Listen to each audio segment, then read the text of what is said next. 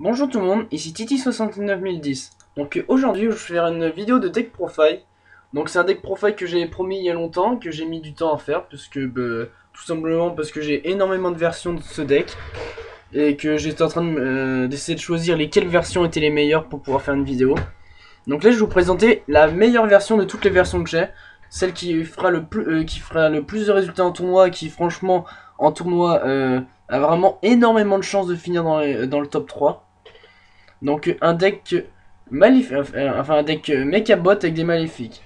Donc comme ce que vous verrez tout au long de la vidéo, ce deck là est fait pour gagner tous les decks metagame. C'est un anti-metagame qui n'est pas trop lent et qui est très fort. Donc déjà, 3 maléfiques dragons. Enfin, 3 maléfiques cyber. Alors pourquoi? Tout simplement, ça l'attaque, ça a machine. Ça permet de finir le duel très facilement. C'est un monstre qui s'attire toutes les cartes adverses et en plus de ça, comment ça permet de réinvoquer la forteresse, donc c'est très fort. Et on profite de nos 3 sauts de Richal dans le deck. Donc on a notre terrain et notre skill drain aussi. 3 ravitailleurs Mechabot. Alors pourquoi ravitailleurs Mechabot? Parce que ça va chercher les Mechabots, puisque c'est une version Orichalk avec des Mechabots.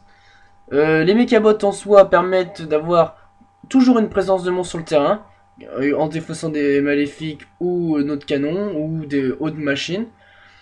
Et les Mechabots sont une base très stable pour pouvoir donner encore plus de stabilité au deck. 2 forteresse, 2 pourquoi? Parce que ça suffit largement dans ce deck. Voilà, c'est aussi simple que ça. Un canon, puisque canon c'est très fort. À 2 ça sert à rien. Parce que j'ai 2 cyber-hand, enfin 3 cyber-hand maléfiques. Donc voilà, pas besoin de m'arrêter. La base Mechabot est assez classique. 3 Thunder King Rayo. Alors pourquoi 3? Tout simplement parce que c'est un deck qui est plus contrôle. Alors le Thunder King Rayo il pourrit quasiment tous les decks du metagame. Là, on l'a en main 1, ça nous, la plupart du temps ça nous aide énormément à gagner la première manche. L'adversaire est obligé d'essayer de craquer tout ce qu'il a pour essayer de le tuer. Contre les decks Gargia c'est la win, contre les decks Wing Up ça fait très mal. Donc du coup le Thunder King Rayo a 3 dans ce deck puisque moi il me gêne pas du tout et il est très fort. 3 Cybernagon. Alors pourquoi? Cybernagon c'est une invocation spéciale, c'est un monstre qui s'attire toutes les colères du monde. Tout l'adversaire utilise plein de cartes pour essayer de gérer son invocation parce qu'il y a beaucoup d'attaques de base. Contre les decks Wing Up, ça peut être sympa avec les Aimants, les transporteurs et tout, vu qu'ils jouent quelques machines. Contre les decks héros, ça peut les gêner aussi, parce que mes petits trucs passent sur tous leurs monstres de base, à part leur fusion. Donc voilà, donc ils sont obligés de craquer des ressources. Et en plus, contre les decks Gargia, que j'en ai marre de combattre, et ben avec ces petits cyberdragons, on les fait bien chier. Parce que déjà, on passe sur leur monstre à 1009, leur Gargia mort, et en plus de ça, on fait des fusions qui ont l'attaque. 2 cartes cardées. Alors pourquoi cartes cardées? Parce que déjà, dans ce deck-là, on joue beaucoup de pièges et beaucoup de trucs. Ça nous permet de commencer le duel avec du CA positif. La carte en elle-même est très bonne dans ce deck, parce qu'on joue quand même pas mal de pièges, 12 pièges. Et voilà. C'est aussi simple que ça, 4 cardées c'est fort, et en plus ça passe sous skill drain, du coup c'est très très fort. Puisque comme ce que je ferai remarquer, skill drain, je joue skill drain dedans, qui fait que le deck est vraiment surpuissant. 3 sauts de Richalk, alors là je pense que je vais en pousser plus d'un en scandale. Pourquoi 3 alors que c'est limité qu'à un seul par duel? Bah tout simplement parce que c'est surabusé comme carte. Le but c'est de l'avoir le plus vite possible en main. Et je joue cette carte de mise off land qui est vachement surpuissante. Alors pourquoi? Tout simplement parce que cette carte elle nous permet d'utiliser plusieurs sauts de Richel que par duel. Donc déjà rien que ça c'est énorme. Et en plus de cela, on n'a pas le problème de détruire tous nos monstres qui ont été invoqués spécialement quand on utilise cette carte. Alors c'est un ruling que j'ai vérifié et qui est sûr et qui est maintenant vérifié à 100%. J'ai eu des réponses d'arbitre officielles comme quoi cette carte là me permet d'utiliser plusieurs fois par duel le saut de Richalk. Je pense même, je sais pas encore si ça a été mis ou pas, Konami fera bientôt, le mettra bientôt sur son site comme quoi ce combo fonctionne. Je sais pas si c'est encore mis ou si c'est pas mis. Je sais qu'un arbitre Konami m'a répondu comme quoi cette carte permettait d'utiliser plusieurs fois le saut de Richelk par duel et empêcher la destruction des monstres spéciaux qui avaient été invoqués par invocation spéciale. Donc à 2 parce que cette carte est énorme dans le deck. Donc cette carte elle est très simple. Quand l'adversaire fait une invocation spéciale, on l'utilise, pouf, on sélectionne une carte de terrain de mon deck et on l'active. Donc du coup c'est très fort. Voilà. Donc voilà une des cartes qui permet d'abuser du Sodori Shulk et qui était pas très connue pour, enfin était pas connue par beaucoup de joueurs. Donc voilà, je la fais découvrir à ceux qui le connaissaient pas et à ceux qui la connaissaient déjà, ben, je la fais redécouvrir. 2 typhons puisque j'ai pas la place d'en mettre 3, un Heavy Storm donc du staple. Limiteur removal parce que je joue que des machines, qui ont tous quand même des belles stats de base. Et qui avec le Sodori Shulk montent tous à des attaques très convenables. Et ça permet de tuer l'adversaire très facilement, puisque comme vous le verrez, les machines que je joue dans le deck ont déjà une attaque assez appréciable de base. Et avec un petit limiteur removal, on finit le duel en 2 coups de cuillère. Donc c'est super fort dans cette version. Pas besoin de mettre de plus de remove, vu que j'ai déjà 12 pièges. Donc le limiteur removal est jamais mort, vu que je ne joue que des machines à Paris Thunder. Un Solem. Enfin, un Solem, 2 avertissements divins, 2 skill drain.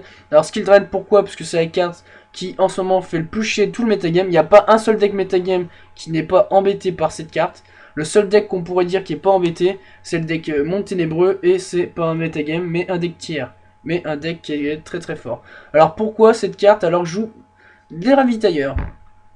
Alors, tout simplement parce que le ravitailleur, de base, il nous sert juste à aller chercher notre forteresse. La plupart du temps, on l'a en main 1 ou on l'a en main 2. Si on a notre skill drain et qu'on sait qu'on a un ravitailleur en main, on fera d'abord l'effet de notre truc. Et vu que c'est un piège, il faut un tour pour pouvoir l'activer. Du coup, au lieu d'attendre un tour sans rien faire, on invoque notre ravitailleur, on va chercher notre forteresse. Et après, derrière, on a le minimum pour le duel.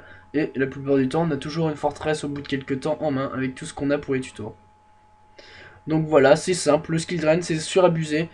On peut quand même profiter de l'effet du carte cardé. On peut profiter du Thunder, d'annuler les invocations spé. Et ça fait chier tous les decks metagame.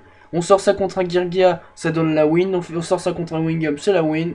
Un Zector, c'est pareil. Il n'y a pas un seul deck qui ne souffre pas du skill drain, à part Monde Ténébreux. 2 trappes sans fond, alors pourquoi? Les trappes sans fond, ça permet de gérer les Xyz, la plupart. À part The Immense, mais bon, The Immense ça enlève quand même une charge donc ça peut être sympa. Ça gère quasiment tous les decks. Je connais pas beaucoup de decks qui sont pas affectés par cette carte.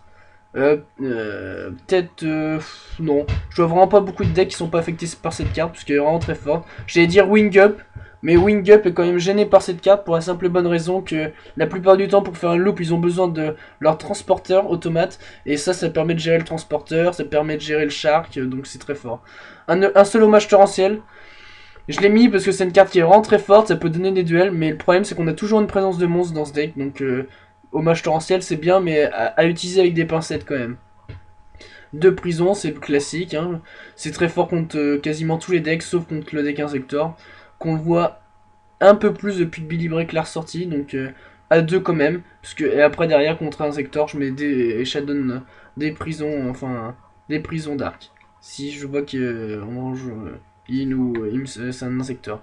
Après 2 Starlight. Alors pourquoi Starlight alors que on a déjà le Sodori Shulk qu'on est obligé de détruire 2 fois par tour?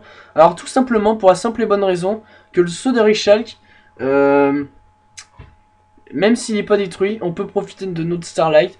Notre Starlight, même si on pourra pas forcément invoquer notre Stardust, ben c'est quand même sympa, ça annule. Et même quand on n'a pas le Sodori Shulk, puisque ça arrive qu'on ne l'ait pas, ça permet d'avoir un Stardust sur le terrain. Donc c'est très fort, avec 2 hommages torrentiels, un trou noir, un violent orage et 2 forces miroirs, ça peut passer très facilement. Le side deck, pas besoin de m'arrêter dessus, c'est assez classique. Si vous avez des questions sur le side deck, je répondrai avec plaisir dans la vidéo. Là, je vais pas m'arrêter dessus parce que ça c'est plutôt personnel, c'est moi qui me le suis fait parce que c'est le side deck que j'utilise en tournoi avec ce truc. Il n'y a pas grand chose à commenter dessus parce qu'il est très classique et je pense que la plupart des personnes comprendront pourquoi le side deck est fait comme ça. Si certaines personnes ont malgré tout des questions, je répondrai avec plaisir. 3 Cyberhand Dragon, puisque je joue 3 trucs. 2 Chimera Tech, je joue 3 Cyber Dragon. C'est très fort contre tous les deck machines. 2 Stardust, je joue 2 Starlight. 1 Utopie. Bon, les Xyz, on les sort pas très souvent. J'hésitais même à mettre un Gashi Gashi, je pourrais même le mettre. Ça pourrait être sympathique, parce que des fois ça m'arrive d'avoir des cartes cardées qui se prennent veilleur et tout, donc ça peut être délicat. Mais bon, j'ai pas vraiment la place, j'ai mis vraiment les meilleurs exits qu'il y avait. Alors pourquoi avoir mis 10-5, je joue Cyberdé, je peux en invoquer un spé, et après me démerder pour invoquer un autre le tour d'après par sacrifice ou par autre moyen. Donc je joue Tiras et Sengmen Ho qui sont deux très bonnes cartes, et le Big Ace qui est une carte que quand on arrive à invoquer, ça fait le duel. Donc voilà, on m'avait demandé un deck profile de mon deck Orichal, donc là je vous ai montré la meilleure version. Je vais vous faire entrevoir la deuxième version que je me suis faite, qui est pour moi la version...